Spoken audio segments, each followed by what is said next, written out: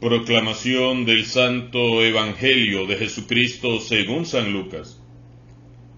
En aquel tiempo uno de los que estaban sentados a la mesa con Jesús le dijo: Dichoso todo aquel que participe en el banquete del reino de Dios. Entonces Jesús le dijo: Un hombre preparó un gran banquete y convidó a muchas personas. Cuando llegó la hora del banquete, mandó un criado suyo a avisarles a los invitados que vinieran porque ya estaba todo listo. Pero todos, sin excepción, comenzaron a disculparse.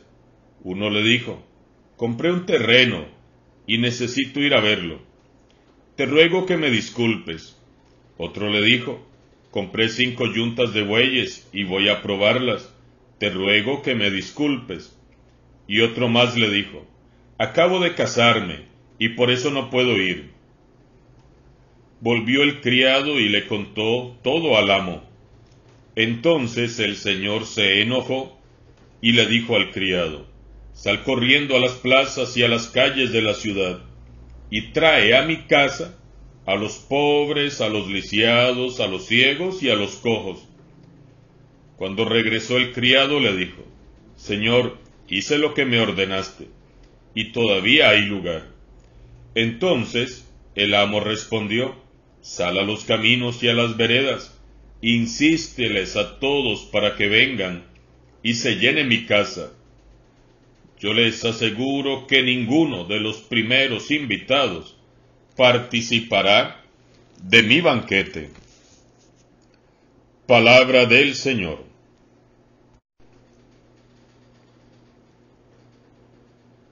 La palabra de Dios propuesta para este martes nos habla del Dios Padre de Jesús, un Dios rico en amor y misericordia, que nos invita a todos a un gran banquete. La llamada universal de Dios. Este es el tema central del Evangelio de hoy. Dios quiere que la humanidad entera comparta su gozo. Dios quiere, en primer lugar, que todo el mundo pueda escuchar la buena nueva del Evangelio, porque esta buena nueva llena de alegría, de vida y de esperanza el corazón de todo ser humano. Para ello, Dios nos invita a todos a su fiesta, y nadie queda excluido. ¿Quiénes se quedan afuera? Solo quedan afuera los que no quieren estar, los que no quieren participar, los que no aceptan la invitación, los que están muy ocupados en sus negocios o en sus asuntitos personales como para atender la invitación del Señor. El reino de Dios es una fiesta. La vida de Dios es la alegría plena, la perfecta alegría.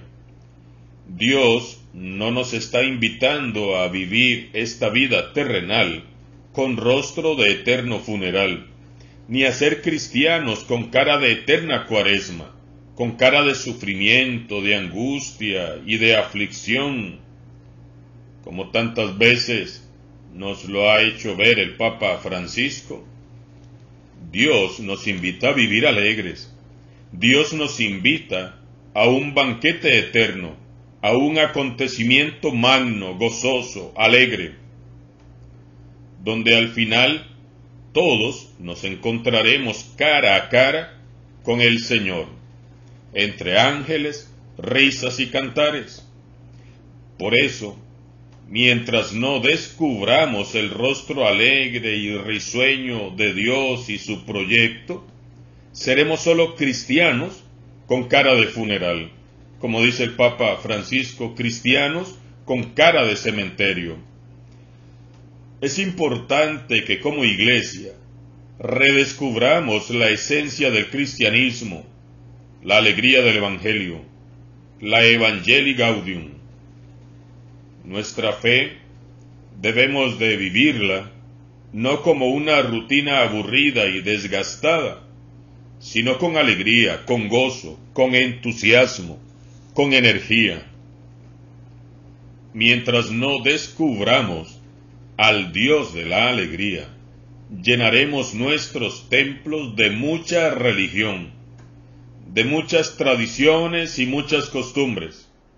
Hermosas, sí, claro, pero no llenaremos nuestros templos de la alegría del Evangelio. Mientras no descubramos al Dios Padre bueno, que feliz nos prepara un banquete, nos privaremos de la presencia gozosa de Dios en nuestras vidas y seguiremos viviendo nuestra fe entre quejas, pleitos, divisiones, chismes y amarguras. Nos pasará lo mismo que les sucedió a aquellos invitados malagradecidos de la parábola que nos ha narrado Jesús. En la parábola que Jesús narra, uno dijo que no podía asistir porque compró un terreno y quería ir a verlo. ¿Qué excusa más absurda que dio? Porque ¿quién compra un terreno sin ir a verlo primero? Es una excusa muy ilógica. Luego el segundo dijo que había comprado 5 yuntas de bueyes y quería ir a probarlas. Es otra excusa ridícula. ¿Acaso no podía probar los bueyes otro día? Y además, ¿quién compra bueyes sin probarlos y sin verlos primero? El tercero dijo que se casó y que por eso no podía ir. Tampoco resulta válida la excusa. ¿Acaso no podía llevar a su esposa al banquete? Seamos honestos. ¿Piensan ustedes que estas razones eran válidas para no ir al banquete? Más que justificaciones, pareciera que son evasivas. ¿Cuál sería la razón verdadera por la cual no quisieron ir? Simple y sencillamente porque no tenían interés. Para ellos este evento no era importante. Ellos querían hacer otras cosas que para ellos eran importantes o más importantes. No tenían ganas de ir. Y cuando uno no quiere hacer las cosas, sobran las excusas. Nosotros también, como los invitados de la parábola, somos expertos en ponerle excusas y en evadir de 1000 maneras al Dios amor. Y también nos inventamos cada excusa, excusas tan absurdas y tan ridículas como las de aquellos invitados. Nosotros sabemos que Dios nos está llamando, nos está invitando. Dios quiere que vayamos a Él. Sabemos que Él nos invita para estar con Él, pero le damos muchas excusas por las cuales no podemos estar con Él. Quiero que en un momento de silencio pienses y recuerdes las excusas que tú le has dado a Dios a través de todos estos años. Si hay un texto del Evangelio que nos interpela frontalmente, es este. El Señor nos llama. El Señor nos invita a participar de su banquete. Pero nosotros siempre tenemos cosas más importantes que hacer. Responsabilidades más primordiales que atender. Mis asuntitos personales. Nos excusamos, postergamos, evadimos, posponemos, eludimos. Tenemos tanto que hacer, tanto que cuidar y proteger, tanto que administrar, que dudamos que su invitación pueda exigir que pongamos en juego lo que tenemos, y entonces nos decimos, el Señor no puede exigirme que deje esto o aquello para atenderle a Él. ¿Cómo voy a dejar mi familia si es lo más importante? ¿Cómo voy a dejar mi trabajo, mis negocios, y mis responsabilidades para atender a Dios. No se puede andar dejando a Dios por Dios. Nos decimos, estoy seguro que el Señor comprende por qué en esto o en aquello por ahora no puedo seguirlo. O decimos, tengo tanto por qué preocuparme. Después, Señor, más tarde, en otro momento, yo te prometo que te atiendo. Y luego surgen los, uy, si yo fuera soltero. Uy, si yo fuera soltera.